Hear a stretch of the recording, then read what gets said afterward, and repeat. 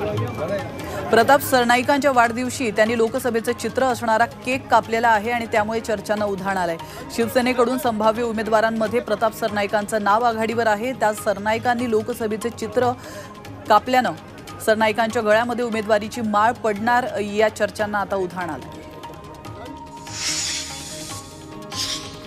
गडचिरोलीमध्ये नुकत्याच पार पडलेल्या लोकसभा निवडणुकीदरम्यान आचारसंहितेचा भंग झाल्याने भाजपच्या 2 नेत्यांवर गुन्हा दाखल करण्यात आलाय। डॉक्टर नामदेव किरसान विरोधात मजकूर प्रकाशित केल्याप्रकरणी भाजप नेते डॉक्टर नामदेव उसेंडी आणि डॉक्टर नितीन कोडवते यांच्यावर आचारसंहिता भंग केल्याचा गुन्हा दाखल करण्यात आला।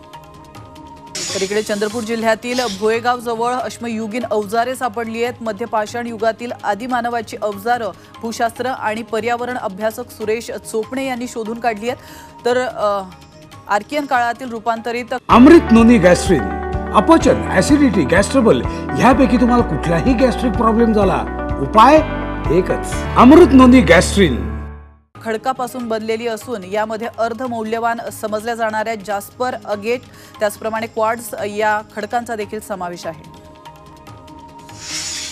शहापूर तालुक्यामध्ये भेंडीचे दर घसरलेत। भेंडी 8 ते 10 रुपये किलोवर विकली जाते, त्यामुळे शेतकरी हवालदिल झालाय। त्यांचा खर्चही निघणार नसल्यामुळे शेतकऱ्यांनी संपूर्ण भेंडी जनावरांपुढे टाकली आहे। भेंडीसाठी लागणारी महागडी खतं औषधं त्याचप्रमाणे मजुरी यांच्या खर्चामध्ये वाढ झाल्याने शेतकरी चिंतेत आहेत।